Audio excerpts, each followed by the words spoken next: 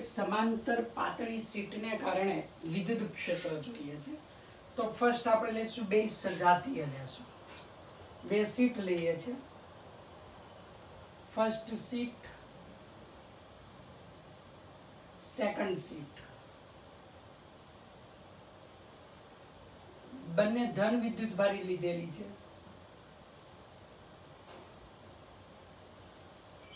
અહીંયા પૃષ્ઠ વિદ્યુતભાર ઘનતા σ1 છે અહીંયા σ2 છે તો ત્રણ રિજિયન લઈએ બિંદુ લઉં છું P બિંદુ Q બિંદુ અને R બિંદુ P Q R બિંદુ આગળ વિદ્યુત ક્ષેત્રની તીવ્રતા જોઈએ હવે આ ધન છે ધનને કારણે વિદ્યુત ક્ષેત્ર આ રીતના હોય તો આ ડિરેક્શનમાં આવશે σ1/2ε0 આ પણ ધન છે એને કારણે પણ વિદ્યુત ક્ષેત્ર આ ડિરેક્શનમાં આવે તો પ્લસ σ2/2ε0 તેથી P બિંદુ આગળ વિદ્યુત ક્ષેત્રની તીવ્રતા આપણે લઈએ તો P બિંદુ આગળ આપણને મળશે EP = σ1/2ε0 પ્લસ σ2/2ε0 તેથી σ1 + σ2/2ε0 હવે આને કારણે અહીંયા વિદ્યુત ક્ષેત્ર આ ડિરેક્શનમાં આવશે σ1/2ε0 આને કારણે વિદ્યુત ક્ષેત્ર આ ડિરેક્શનમાં આવશે σ1/2ε0 હવે ધારો કે σ1 > σ2 હોય તો મોટું કયું કહેવાય આ કહેવાય તો આ ડિરેક્શનમાં આવશે આ ડિરેક્શનમાં હતું આ હતું ડાબી બાજુ આવશે હવે Q બિંદુ આગળ આપણે લઈએ છે તો EQ = મોટું કયું છે આ σ1 તો σ1/2ε0 - σ2/2ε0 બે ઓપોઝિટ ડિરેક્શનમાં છે તેથી અહીંયા લખી શકો σ1 - σ2/2ε0 કઈ બાજુ આવશે ડાબી બાજુ હવે R બિંદુ માટે લઈએ તો R માટે લો આને કારણે વિદ્યુત ક્ષેત્ર ક્યાં આવશે આ ડિરેક્શનમાં આવશે આને કારણે વિદ્યુત ક્ષેત્ર ક્યાં આવશે આ ડિરેક્શનમાં આવશે બંને એક જ ડિરેક્શનમાં એટલે σ1 આ ડાબી બાજુ નથી આ જમણી બાજુ છે જમણી બાજુ ઓકે તો બંનેને કારણે વિદ્યુત ક્ષેત્ર આ ડિરેક્શનમાં છે તો σ1/2ε0 પ્લસ બીજું σ2/2ε0 કઈ બાજુ થાય જમણી બાજુ તેથી R બિંદુ આગળ વિદ્યુત ક્ષેત્રની તીવ્રતા તમે લો ER = σ1/2ε0 પ્લસ σ2/2ε0 ઓકે એક જ ડિરેક્શનમાં તેથી અહીંયા લખી શકાય σ1 + σ2/2ε0 કઈ બાજુ આવશે જમણી બાજુ કઈ ડિરેક્શનમાં આવશે જમણી બાજુ આપણને જોવા મળશે તો બે સમાંતર પાતળી શીટને કારણે અહીંયા વિદ્યુત ક્ષેત્રની તીવ્રતા આપણે લખી શકીએ હવે આ સજાતીય હતું વિજાતીય લઈએ એક ધન લેશું અને એક ઋણ લઈએ આ પોઝિટિવ ચાર્જ ડેન્સિટી σ1 અને આ નેગેટિવ ચાર્જ ડેન્સિટી σ2 ઓકે અહીંયા પણ σ1 નું મૂલ્ય σ2 કરતા કેવું લઉં છું વધારે તો અહીંયા પણ P Q અને R બિંદુ લો P Q અને R બિંદુ આ ધન છે ધનને કારણે વિદ્યુત ક્ષેત્ર આ દિશામાં σ1/2ε0 ઓકે આ નેગેટિવ છે તે નેગેટિવને કારણે અંદર જતી દિશામાં તો આ તરફ આવશે σ2/2ε0 Q બિંદુ આગળ લો ધન છે એને કારણે વિદ્યુત ક્ષેત્ર આ દિશામાં σ1/2ε0 ઋણ છે એને કારણે આ દિશામાં σ2/2ε0 ઓકે ચલો આ ઋણ છે તો ઋણને કારણે વિદ્યુત ક્ષેત્ર આ દિશામાં σ2/2ε0 આ ધન છે એના કારણે વિદ્યુત ક્ષેત્ર આ દિશામાં σ1/2ε0 હવે સાથે લખીએ σ1 નું મૂલ્ય σ2 કરતા મોટું છે એટલે P બિંદુ આગળ હું વિદ્યુત ક્ષેત્ર લઉં આમાં તો બે ઓપોઝિટ છે તો મોટું આ થાય એટલે σ1/2ε0 - σ2/2ε0 તેથી અહીંયા આવશે σ1 - σ2/2ε0 કઈ બાજુ એ છે મોટું આ બાજુ ડાબી બાજુ તો રિઝલ્ટન્ટ ક્યાં આવશે ડાબી બાજુ Q બિંદુ માટે લઈએ EQ = તો બે એક જ ડિરેક્શનમાં σ1/2ε0 પ્લસ σ2/2ε0 તો σ1 + σ2/2ε0 રિઝલ્ટન્ટ ક્યાં છે જમણી બાજુએ આર બિંદુ માટે લઈએ તો અહીંયા σ1 મોટું છે એટલે σ1/2 એપ્સિલન 0 માઇનસ વિરુદ્ધ દિશા σ2/2 એપ્સિલન 0 therefore σ1 minus σ2/2 એપ્સિલન 0 તો મોટું σ1 તેથી રિઝલ્ટન્ટ ક્યાં આવશે જમણી બાજુએ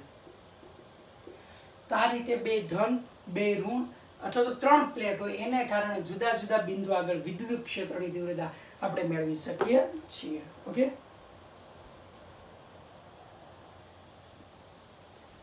વિદ્યુત ભારિત અલગ કરેલ સુવાહક પ્લેટને કારણે વિદ્યુત ક્ષેત્રની તીવ્રતા મેળવવાની છે isolated conducting charge conducting plate છે તો એક પ્લેટ લઉં છું અહીંયા નાવ હિયર ટેક કન્ડક્ટિંગ પ્લેટ સુવાહક પ્લેટ લઉં છું તો સુવાહક પ્લેટ છે એના પરનો વિદ્યુતભાર હું અહીંયા લઉં છું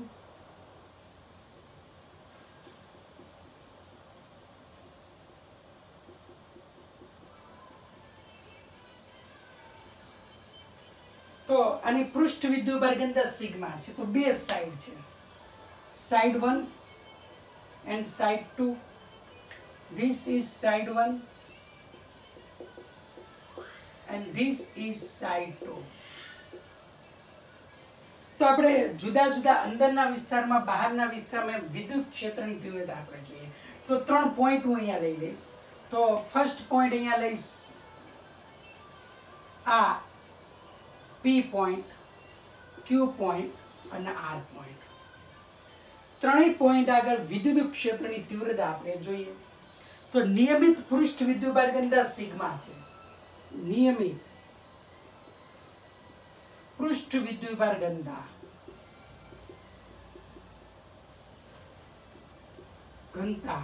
કઈ છે સિગ્મા છે તો P બિંદુ આગળ વિદ્યુત ક્ષેત્રની તીવ્રતા આપણે લઈએ તો P આગળ વિદ્યુત ક્ષેત્રની તીવ્રતા આને કારણે સાઈડ 1 ને કારણે વિદ્યુત ક્ષેત્રની તીવ્રતા આ દિશામાં આવે એ E1 લઉં છું આ પણ પ્લસ છે એના કારણે વિદ્યુત ક્ષેત્રની તીવ્રતા આ દિશામાં આવશે તો P બિંદુ આગળ હું અહીંયા દર્શાવી દઉં તો EP ઇક્વલ ટુ લખી શકો છો E1 પ્લસ E2 તો E1 એટલે σ/2 એપ્સિલન 0 પ્લસ σ/2 એપ્સિલન 0 અને σ/એપ્સિલન 0 કઈ બાજુ આવે ડાબી બાજુએ મળે એવી રીતે R બિંદુ માટે લઈએ તો R બિંદુ માટે આને કારણે વિદ્યુત ક્ષેત્રની તીવ્રતા આ દિશામાં E2 આને કારણે વિદ્યુત ક્ષેત્રની દિશા આ તરફ આવશે E1 તો R બિંદુ આગળ પણ આટલું જ આપણને મળશે તો ER ઇક્વલ ટુ લખી શકો E1 plus E2 equal to σ/2 epsilon 0 plus σ/2 epsilon 0 σ/એપ્સિલન 0 કઈ બાજુ છે જમણી બાજુ કઈ બાજુ આપણને જોવા મળે રિઝલ્ટ જમણી બાજુએ જોવા મળે હવે Q બિંદુ માટે ખાસ લઈએ આ ધનને કારણે વિદ્યુત ક્ષેત્ર આ દિશામાં E1 આ ડિરેક્શનમાં આ ધનને કારણે વિદ્યુત ક્ષેત્ર આ દિશામાં E2 આ ડિરેક્શનમાં બંને ઓપોઝિટ ડિરેક્શનમાં થયા તો Q બિંદુ આગળ વિદ્યુત ક્ષેત્રની તીવ્રતા E1 માઇનસ E2 E1 નું મૂલ્ય પણ σ/2 એપ્સિલન 0 છે E2 નું મૂલ્ય પણ σ/2 એપ્સિલન 0 એટલે સુવાહકની અંદરના વિસ્તારમાં વિદ્યુત ક્ષેત્ર કેવું આવે શૂન્ય આવે છે જ્યારે બહારના વિસ્તારમાં કેટલું આવશે σ/એપ્સિલન 0 આવે અવાહક પ્લેટ હતી તો અવાહક પ્લેટને કારણે બહારના બિંદુ આગળ વિદ્યુત ક્ષેત્રની તીવ્રતા હતી σ/2 એપ્સિલન 0 આ કેવી પ્લેટ છે સુવાહક અવાહક માટે આપણી પાસે હતું અવાહક પ્લેટ નોન કન્ડક્ટિંગ પ્લેટ એના માટે વિદ્યુત ક્ષેત્રની તીવ્રતા હતી σ/2 એપ્સિલન 0 એની કરતા સુવાહક પ્લેટને કારણે કેવી મળે છે બમણી આપણને જોવા મળે છે ઓકે તો આપણે લીધી છે કન્ડક્ટિંગ પ્લેટ હવે લીધી હવે ધારો કે આપણી પાસે કોઈ એક પ્લેટ છે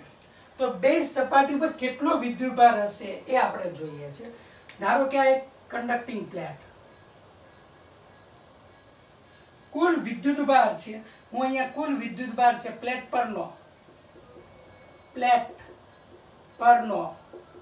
કુલ વિદ્યુતભાર કેટલો છે Q છે ટોટલ વિદ્યુતભાર તો દરેક સાઈડ પર side 1 and side 2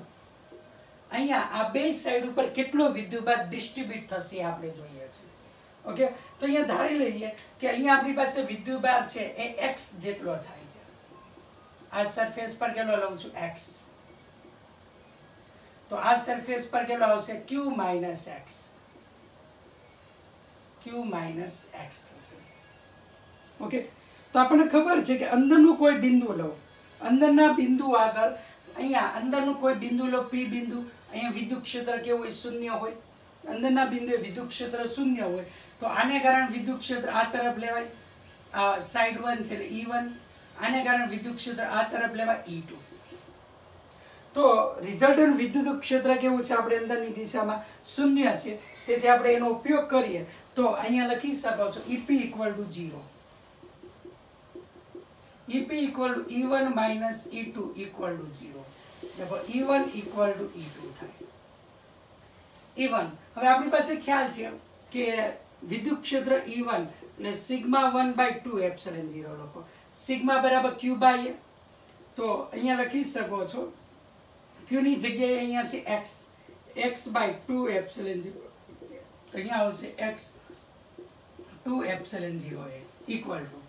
E2 equal to લખી શકો છો σ2 આ લો σ2/2 ε0 σ2 એટલે q upon a તો અહીંયા q ની જગ્યાએ q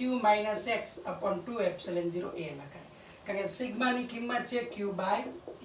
અહીંયા ચાર્જ છે x એટલે x/a લખાય અહીંયા ચાર્જ છે q - x એટલે q - x/a આવશે ઇક્વલ ટુ આવશે q - x/2 ε0 a આ બંને કેન્સલ થશે આ તરફ થશે એટલે 2x = q તેથી x = q/2 તો અહીંયા કેટલો આવશે x = q/2 તો સાઈડ 1 માં આટલો વિદ્યુતભાર હશે તો સાઈડ 2 પર કેટલો આવશે સાઈડ 2 પર કેટલો આવશે q - x ઓલસો કેટલો થશે q/2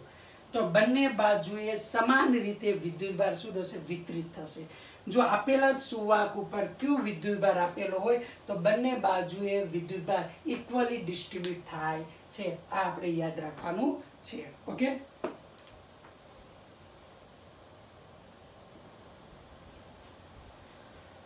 બે પ્લેટ છે આ પ્લેટ ઉપર q1 વિદ્યુતભાર છે અને આ પ્લેટ ઉપર q2 વિદ્યુતભાર છે તો દરેક સરફેસ ઉપર એટલે સરફેસ 1 સરફેસ 2 સરફેસ 3 અને સરફેસ 4 પર આ ચાર સરફેસ પર કેટલો વિદ્યુતભાર હશે તે જોઈએ છે ઓકે તો ધારી લઈએ છે કે x વિદ્યુતભાર અહીંયા આવે છે કેટલો વિદ્યુતભાર x તો અહીંયા કેટલો વિદ્યુતભાર આવશે q1 - x તો આપણને ખબર છે કે અહીંયા q1 - x આવે છે તો આ ધારો કે ધન હોય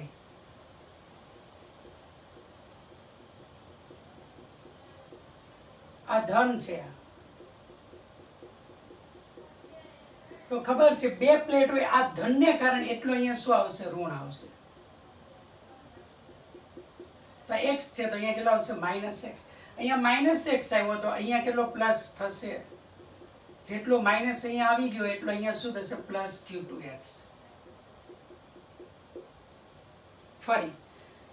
આ q1 માંથી મેં અહીંયા કેટલો ધેરો છે x તો ટોટલ કેટલો છે q1 તો આમાંથી આ તરફ કેટલો હશે q1 - x આ બેનો સરવાળો કરો એટલે q1 થઈ ગયો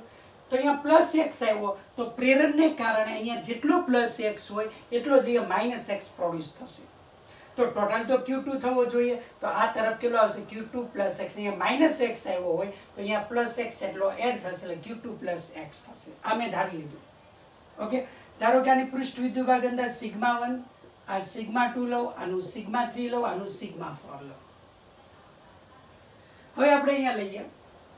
કે આ સપાટી પરનો આ ચાર્જ છે આ પૃષ્ઠ વિદ્યુતભાર ઘનતા આ ચાર્જ છે આ પૃષ્ઠ વિદ્યુતભાર ઘનતા આ ચાર્જ છે આ પૃષ્ઠ વિદ્યુતભાર ઘનતા આ પૃષ્ઠ વિદ્યુતભાર ઘનતા ચાર્જ છે હવે આપણને ખ્યાલ છે કે સુવાકના અંદરના વિસ્તારમાં વિદ્યુત ક્ષેત્ર શૂન્ય છે તો આ p બિંદુ લો તો p બિંદુ આગળ વિદ્યુત ક્ષેત્ર આ ધન પ્લેટને કારણે આ તરફ આવશે એટલે અહીંયા લખી શકાય σ1/2 ε0 આ ધન પ્લેટને કારણે વિદ્યુત ક્ષેત્ર આ દિશામાં આવશે એટલે σ2/2 ε0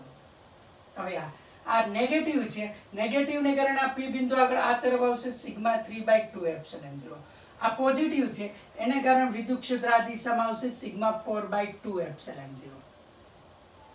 ઓકે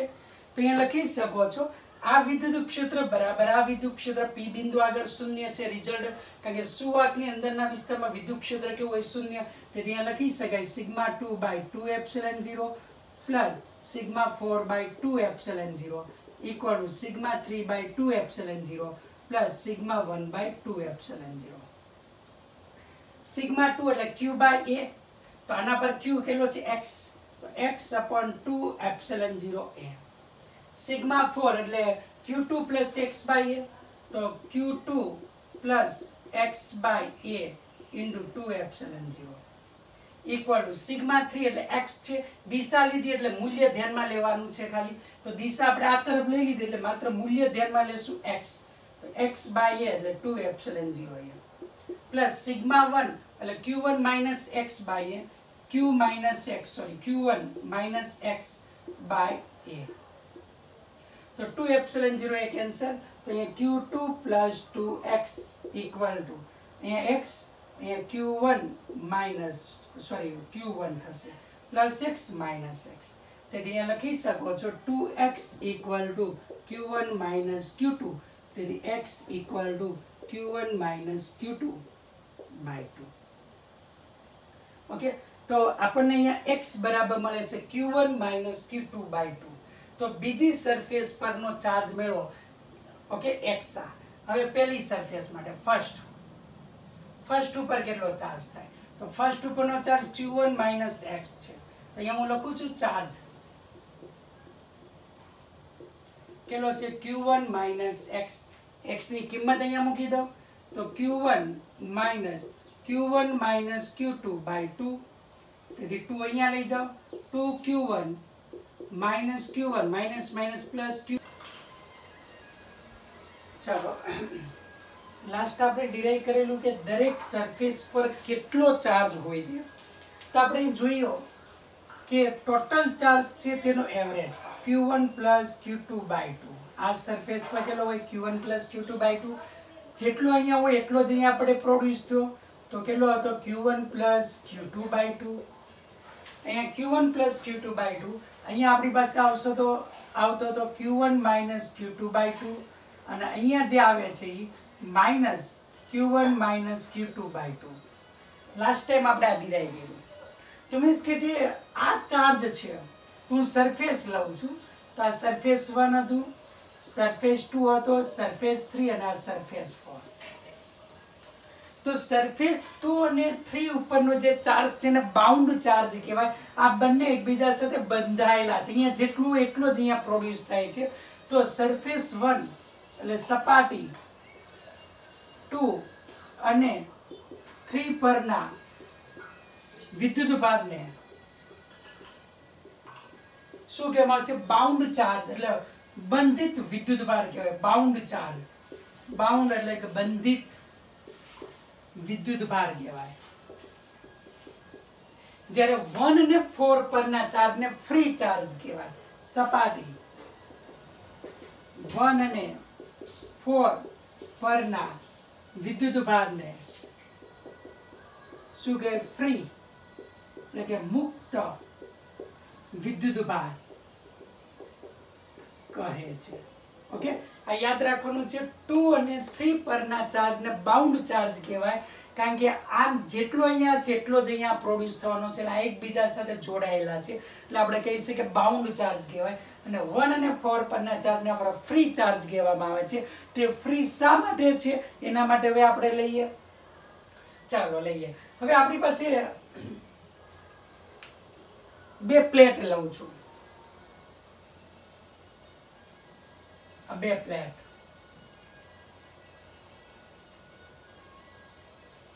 ઓકે બે પ્લેટ મેં અહીંયા લીધેલી છે। આ પ્લેટ ઉપર ક્યુ વિદ્યુત ભાર છે, આ પ્લેટ ઉપર મેં કોઈ વિદ્યુત ભાર મૂકેલો નથી। હું આને અર્થિંગ કરું, અર્થે, તો હંમેશા યાદ રાખવું કે જે સપાટીને અર્થિંગ કરેલો હોય એ સપાટી પરનો ચાર્જ કેવો હોય છે શૂન્ય હોય છે। શા માટે, કારણ કે અહીંયા જો ધન હોય તો ઇલેક્ટ્રોન અહીંયા આવીને આને તટસ્થ કરી નાખશે, અહીંયા ઋણ હોય તો આ ઇલેક્ટ્રોન ક્યાં જમીનમાં જશે, તો આના પરનો જે ચાર્જ હશે ચાર્જ કેવો હોય છે શૂન્ય। તો આપણને ખબર છે ઓલવેઝ કે અહીંયા ચાર્જ કેટલો આપણને મળશે, ઓલવેઝ 0 મળશે। ઓકે, અર્થિંગ અહીંયા જેટલો ચાર્જ હોય એટલો જ અહીંયા હશે, અહીંયા આપણે લીધું 1 ઉપર જેટલો છે એટલો 4 ઉપર આવશે, તો અહીંયા ચાર્જ કેવો થશે શૂન્ય થશે। તો અહીંયા ચાર્જ શૂન્ય, તો અહીંયા કેટલો આવશે પ્લસ ક્યુ આવશે. ઓકે, ટોટલ ચાર્જ ક્યુ હતો, અહીંયા પ્લસ ક્યુ છે, તો અહીંયા કેવો થશે માઇનસ ક્યુ ચાર્જ થાય. કેવો ચાર્જ આવશે માઇનસ ક્યુ ચાર્જ. અહીંયા જેટલો હોય એટલો અહીંયા નેગેટિવ શું થશે પ્રોડ્યુસ. ઓકે, તો આ આપણી પાસે ચાર્જ તમને જોવા મળે છે. એટલે હંમેશા યાદ રાખવાનું છે કે અર્થિંગ કરેલો હોય તો એના પરનો ચાર્જ કેવો થશે શૂન્ય. તો અહીંયા શૂન્ય હોય તો અહીંયા પણ કેટલો તમને મળશે શૂન્ય જોવા મળશે. તો અહીંયા 0 હોય તો અહીંયા ક્યુ હતો, તો અહીંયા કેટલો આવશે પ્લસ ક્યુ. અહીંયા પ્લસ ક્યુ તો અહીંયા કેટલો પ્રોડ્યુસ થયો હશે માઇનસ ક્યુ ચાર્જ પ્રોડ્યુસ થયો હોય. કારણ કે અહીંયા પ્લસ ક્યુ ચાર્જ હોય છે તો આમાંના ઇલેક્ટ્રોન અહીંયા આવીને આને કેવી કરી દેશે તટસ્થ કરી દેશે. ઓકે, તેથી આપણે અહીંયા લઈએ છીએ આ બે સપાટી પરનો ચાર્જ કેવો કે ફ્રી એ બહારથી આપણે લઈ જઈ શકીએ છીએ. અને અહીંયાનો ચાર્જ શું આવશે બાઉન્ડ. અહીંયા જેટલો ધન હોય એટલો અહીંયા ઋણ, અહીંયા જેટલો ઋણ હોય એટલો અહીંયા શું આવશે ધન. એટલે આ સરફેસ પરનો જે ચાર્જ છે એને આપણે બાઉન્ડ ચાર્જ કહીશું. અને આ જે મુક્ત સપાટી બહારની સપાટી છે એને આપણે ફ્રી ચાર્જ તરીકે ઓળખવામાં આવે છે. હંમેશા યાદ રાખવાનું કે જેને અર્થિંગ કરેલો હોય એના પરનો ચાર્જ ઓલવેઝ કેવો આવશે નેગેટિવ થશે.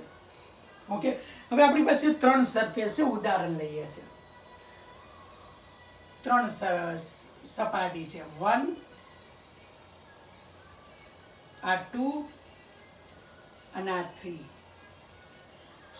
આ 3 સપાટી હું લઉં છું. 3 સપાટી આના પરનો ચાર્જ હું કેપિટલ ક્યુ છે,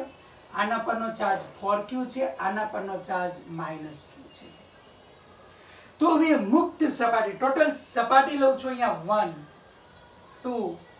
3 4 5 અને 6. તો આ જે ડિરાઈવ કર્યું છે હવે એક વખત આ મેળવ્યા પછી આપણે ડાયરેક્ટ એનો ઉપયોગ કરી શકીએ. 1 અને 6 ઉપર ચાર્જ ઓલવેઝ જે ફ્રી સરફેસ હશે કેવો આવશે સેમ. તો 1 અને 6 માટે લઈએ છીએ. આના માટે 1 and 6. તો 1 સરફેસ and 6 સરફેસ માટે ચાર્જ બે પર કેવું હોય સમાન આવશે. તો બે પર સમાન હોય તો કેટલો આવશે તો total charge q + 4q - q divide by કેટલું 2 માં ડિવાઇડ કરી દેવાનું 2. therefore q ગયા 4q/2 એટલે 2q. તો આ સપાટી પર 2q આવશે, આ સપાટી પર પણ also 2q આવે.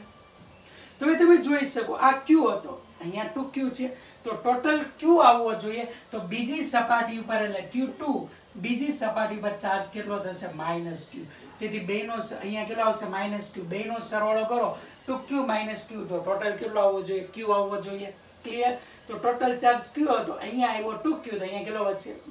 -q. તો સિમ્પલ છે. અહીંયા -q હોય તો આ બાઉન્ડેડ સરફેસ છે એટલે અહીંયા જેટલો માઇનસ હોય એટલો અહીંયા ઓલવેઝ પોઝિટિવ આવે. અહીંયા જેટલું પોઝિટિવ હોય એટલો જ અહીંયા ઓલવેઝ કેવો આવે નેગેટિવ આવે. તેથી આ -q છે તો અહીંયા કેટલો આવશે +q. તો જોઈ શકો ટોટલ 4q છે, અહીંયા q છે તો વધ્યો કેટલો અહીંયા 3q આવશે, અહીંયા +3q આવે. તો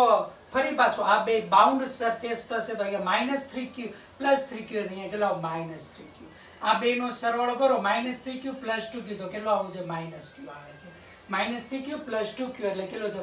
-q. તો આમ આપણે દરેક સરફેસ પરનો ચાર્જ લઈ શકીએ. q3 આપણે લઈ શકીએ. આ 2 સરફેસ પર આ 3 સરફેસ પર કેટલો આવ્યો +q આવ્યો. 4 સરફેસ પર આપણને કેટલો મળે છે q4 = આવે છે 3q. ઓકે, એન્ડ 5 સરફેસ પર કેટલો આવે છે 5 સરફેસ પર આવે છે -3q. એન્ડ 6 સરફેસ પર આવે છે 6 સરફેસ પર q6 = અહીંયા આવે છે 2q આવે છે. ફરી પાછું આપણે રિપીટ કરીએ છીએ. ઓલવેઝ આ જે મુક્ત સરફેસ પરનો ચાર્જ કઈ રીતે લેવાનો, જેટલો ચાર્જ હોય એના બાય 2 કરવાનો એટલો અહીંયા ડિસ્ટ્રીબ્યુટ થાય. તો q + 4q - q/2 એટલે આ બે સરફેસ પર કેટલો આવ્યો 2q. તો અહીંયા 2q આવે છે. ટોટલ હતો q તો ટોટલ q ક્યારે આવે 2q માંથી -q બાદ કરો તો q આવે. તો આ સરફેસ પર કેટલો આવે -q આવશે. તો અહીંયા જેટલો પોઝિટિવ હોય એટલો અહીંયા નેગેટિવ આવશે, અહીંયા જેટલો નેગેટિવ હોય એટલો અહીંયા પોઝિટિવ આવે. તો -q છે તો અહીંયા કેટલો આવે +q આવશે. તો ટોટલ 4q છે તો 4q માંથી q જાય તો અહીંયા કેટલો વધે 3q આવશે. અહીંયા +3q આવે છે તો એટલો જ અહીંયા કે માઇનસ ઉત્પન્ન થશે -3q થશે. તો આ સરફેસ પર -3q આવ્યો. તો ટોટલ -q જોઈએ તો ક્યારે આવશે તો અહીંયા 2q હોય તો બેનો સરવાળો કેટલો થાય -q થશે. તો આ રીતે કે કઈ સરફેસ પર કેટલો ચાર્જ પ્રોડ્યુસ થાય, તો આ મેથડ આપણે યાદ રાખવાની છે. આના દ્વારા જ આપણે બધી કેલ્ક્યુલેશન કરી શકીએ. એક પોઈન્ટ ખાસ યાદ રાખવાનો છે, ટોટલ ચાર્જ ડિવાઈડ બાય 2 કરો એટલે આ સરફેસ પર આપણને ચાર્જ મળશે. આ ખાસ મેથડ યાદ રાખવાની છે.